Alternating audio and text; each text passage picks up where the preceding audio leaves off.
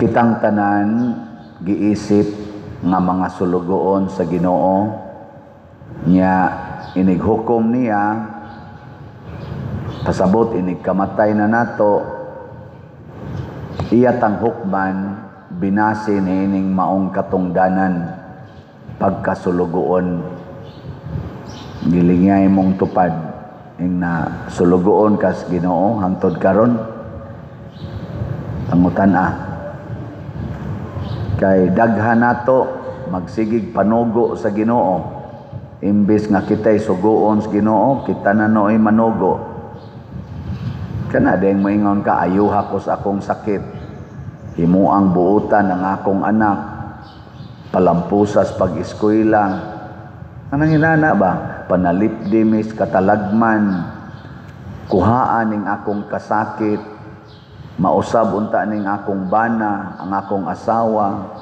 Sige tag panugo sa Ginoo. Nya kung di gyud sundon, ug di gyud matuman ang atong gihangyo, motabok ngadto sa tuo-tuo. Di man jud makaayo ning Ginoo sa akong sakit, adto ko sa Merico kanang tambalan na inom anang mga orasyon taod anang mga habak-habak ay lagi kuno gipausikan lagi nakaihi og sana diyang gapuyo diyan ng kahoy mga inana ba adto ta mo dangop kay ang ato laging gusto nga matuman gyud ang atong gipangandoy na siya usa na kadakong sala kini bang pagsupak sa gustos atong agalon maunay gitawag og sala. Nya matud pa ni San Pablo sa unang pagbasa kinahanglan nga dili na ta magpaulipon sa sala.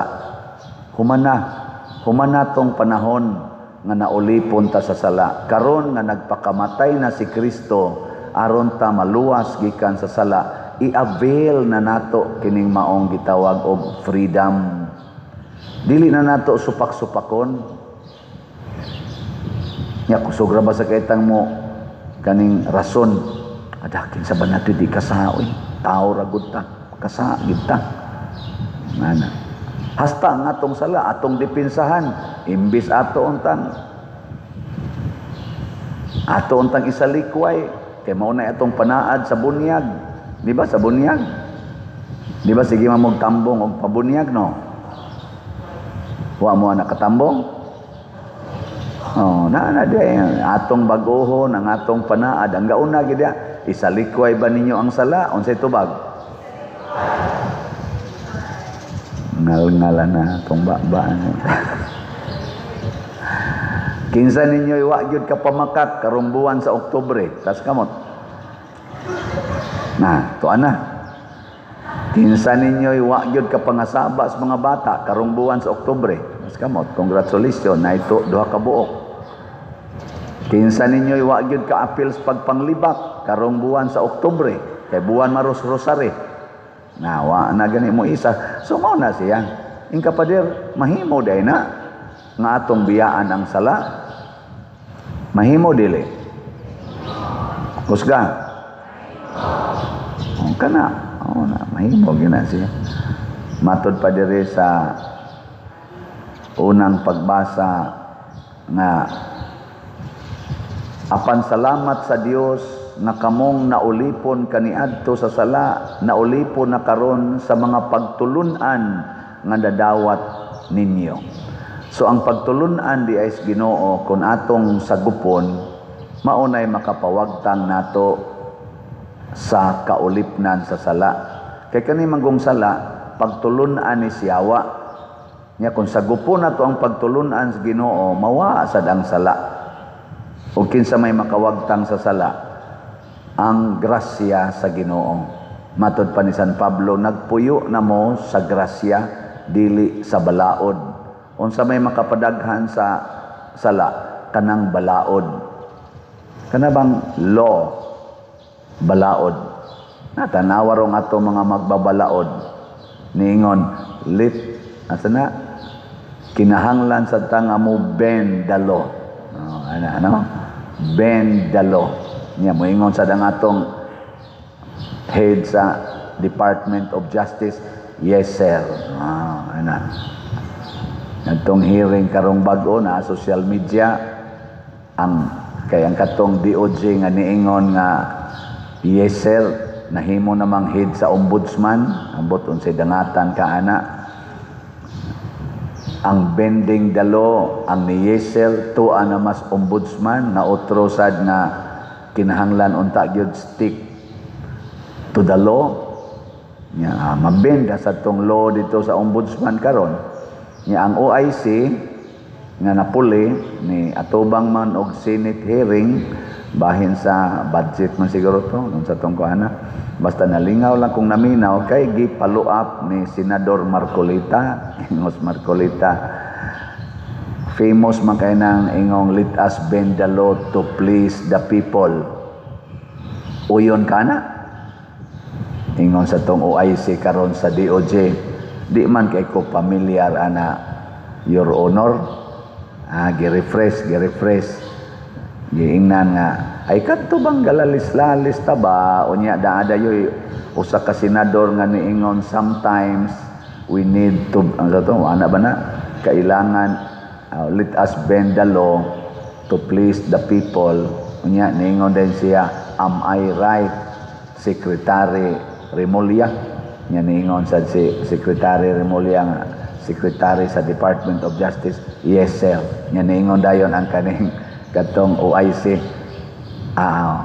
hinomdom nako. Isaw niya, buyon ka? No sir. Nagkakuha na sila, nagkabangi na sila. Ang katong gauna o ang kaning OIC karon sa DOJ niingon na, no, di ko moyon ana. Sa ingon sa Marcolita, sige, salamat. Unya, naaman ni siya desisyon karon nga ang mga diskaya dili tagaan og witness protection kay kinahanglan o sa mo restitute or iuli o sa niya ang iyang nakawkaw sa gobyerno. Wa man as balaod, wa man sa requirement sa paghimo nga state witness. Uyon ka na. Uyon ko sir. Nganong mo uyon man ka nga wa man as balaod. So ang OIC sa akong tan-aw, iya lang tong gitagaan ba paningkamot ba nga ma-bridge niya ang opposing side, ang side sa senador nga si Senador Marcolita ug ang ato rong ombudsman head nga si Remulla. Motong primero niingon siya di ko mooyon. Okay, check. Pag ingon unya mooyon ka anang requirement nga naa usay restitution bisag wala pa gani tagai og desisyon sa korte. Siya, uyon ko. Unsa man na siya? Wa as balaod. Unya ni uyon. Giuyon na niya. Bending the law gihapon. Inabugado og gukod ni Remulla. Awa na. Nahilom na. Mao na ang balaod makapahimo natong makasasala. Unsa may makapawa sa sala? Ang grasya. Unsa man ning grasya mga igsoon? Unsa may grasya? O mo kibaw? Bahala mo diya. Ang grasya mao ang gihatag sa Ginoo nga premyo sa atong pagsunod o pagdawat sa iyang pulong. Usa ka na siya ka gasa nga gikan sa Ginoo nga iyang ipaipikto sa atong kinabuhi tungod kay midawat ta sa iyang pagtulunan. Sama anang pagwagtang sa original sin. Nidawat man kas bunyag, kiningon man Ginoo bunyagi ang tanang tao, pagdawat timos bunyag na ay grasya nga nakapapas sa imong sala. Dili pinasikad og balaod. Gahom sa Ginoo, kabubuton sa Ginoo nga nothing is impossible with Him, maoy nag-ingon, papason ko ng imong sala. Kita pulos man ta mga makasasala. Pero musugod na ta og dawat sa grasya sa or sa pulong sa Ginoo o sa iyang pagtulunan. Kada bang gitawag na tog renewal, conversion. Automatic ang atong guilt in the eyes of God, iyan ang papason tungod sa grasya. Pero sa matas mga tao, guilty gyapon ta. Usahay gani sa imong kasing-kasing, guilty pa ka. Na may magsigig pangonsulta nako, moingon pader, nakapangumpisal naman ko, nganong guilty mangyapon ko. Ana, bantay mo ana. Ana kung inyong bana or asawa makapangabit, humanag kumpisal, gitagaan nag-absolusyon, pero guilty lang yapon siya siyang nabuhat. Apil na sa ning nagwali. Na ako'y mabuhat, nakapangumpisal nako. Nya, guilty lang yapon ko. Ngano man na? Nagpasabot ba nga ang grasya, wa mo ipikto? Ha? Uy, nangatog na mo diya. Ngilingya mong tupad. Ing nadi na ka guilty. Nadi na ka samukon sa imong sala sa una. Ing na ba? Nadi na ka samukon. Na magiuban, naka-abortion. 17 years old pa siya, naka-abortion. Niya, pagpangumpisal niya nako, hapit na mamatay, 80 na kapin. Guilty lang yapon siya itong yung abortion. Nako, waday ka kapangumpisal. Ay, kadaghanan nako, gikumpisal pa der. Nganong, sige pa makagbalik pa. Mao lagi pa der, guilty pa gyud ko. Akong kuyawan, babasig din niya ko kasuod og langit. Nako, nganong nag-abortion sa ka? Mao lagi pa der, bata pa manggug ko ato. Nasa iba nakapangabit. Bago pa silang minyo. Pag human og pila ka tuig, kuan siya laing laki. Nya, karon pinangga kay siya siyang bana, kay wa gyud mahibaw iyang bana, pero hangtod karon guilty gyapon siya. Naku itugan sa imong bana, mawa na imong guilt sa mga mapatay ko pa dir, mapatay ko nako kana. Wag tang yung guilt nimo ana. Wa na pa dir, pinangga ko sa kong bana niya, dugay naman kay to pa dir, good kana nasipyat lang gyud pa dir ba, kalitan gyud ko ato nako. Itugan. Patay gyud ka. Wa na magilty kay patay naman ka. Ang kanang guilt nato, natong gihunahon na kuan na siya, emotional, psychological, bunga na sa atong pagka imperfect being. Dili sayo nato pagwagtang sa atong memory o sa atong pagbati ang atong bati nga nabuhat. Pero sa matas Ginoo ang grasya lahi. Guilty pa ka sa mata sa tao o sa imong pagbati, pero tuo nga sa matas Ginoo tungod kay nakahimo na ka sa gitawag og bagbag-o nya naglikay na gyud ka sa sala, gibiyaan na nimo, giantusan na nimo, nawa na ang imong sala at tubangas Ginoo, limpyo na ka. Bisan pag ang tanang tao magsigig tulisok nimo, limpyo na ka. Mo na'y grasya. Mo na siya. Huwag yapon mo kasabot. Pero nang imong naong, kanang imong naong, tulisoko nas mga tao nga bati kag naong kay naupos ng imong kilay, ang imong buhok giuba na, gikunot na ng imong aping, dili na hamis, ingnon kang batig naong. Sa matas Ginoo tungod kay wa ka nag-usab sa imong buhok, wa ka nag-usab sa imong naong, ang imong kilay wa nimo usba, gidawat nimong kamatuoran. Sa matas Ginoo ikay kinagwapahan, ikay kinagwapuhan. Sa matas mga tao bati kag naong, pero matas Ginoo nagsidla ka sa kanindot. Na tutok lagi mo nako. Para sa dana bang mopalit kag slot ana. Inigpalit ni mong slot, mahurot imong kwarta. Pero sa matas Ginoo tungod niya ng imong pagpalit og slot, ikaw maoy labing dato. Malipay ang Ginoo magtan-aw nimo. Yan asang dato ay nisod na sa opisina, mopalit na sa nirog slot. Magunsa magdako kay kag pitaka, huot kay kwarta diha, billions ang imong kwarta, Pero gikan to sa corruption, gikan to sa flood control, gikan to sa PhilHealth, gikan to sa lain-laing sources sa corruption. Nya di ka manghatag, sige kag daog-daog sa mga taong naay sakit, kay wa nay ikapalit og tambal, kay dunay billions nga gikawat gikan diha nang ipapalit og tambal sa PhilHealth. 86 billion. Kuno ang gikuha, mao na gikuha nila diha. Huna-huna ala ng 86 billion, pila na kabuk tambal mapalit ana, pila kabuk pasyente ang matabangan ana. 86. 90 man gayon ta dito. Wala makuha dayon, 60 patoy unang nakuha, napunan gid ay. Ana.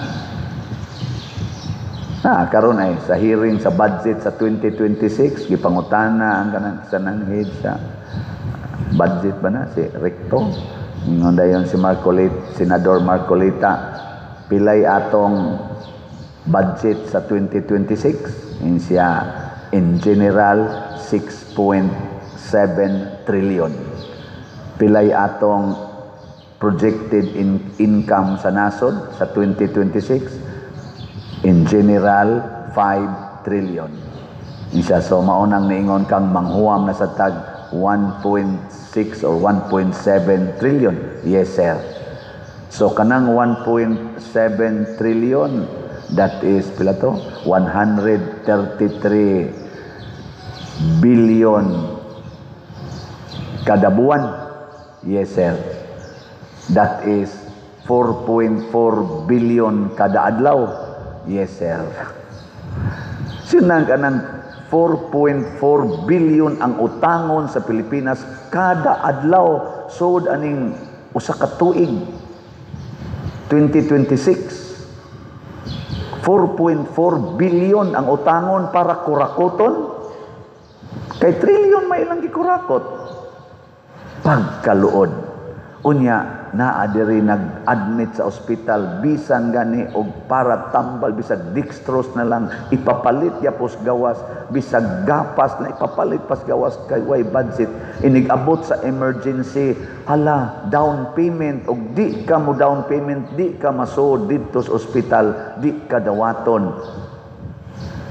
Nya kanini ang nagkawat ani dayog patambal adto pa-check up sa Singapore, adto pa-check up sa United States, pagkahilas samtang ang millions of Filipinos nga nasakit diri galisod ganig palit og biogesic. Sila nga nangawkaw yano-yano lag lupad-lupad ngadto sa layong nasod, ila pang kaugalingong airplanes kuno ang sakyan kinawat di ay tugikan. Ngano man sala, the sin of corruption, ulipon sa sala. Di na mo bati. Pero kung naana nato ang grasya mga igsoon, sige, guilty ta sa matas tao, pero naa nato ang kalinaw, naa nato ang tinuod nga kalipay o makahatag tag tinuod nga serbisyo o katagbawan sa tanang tao nang inahanglan. Muna kining namalit og slots, congratulations, pwede na mo mga matay.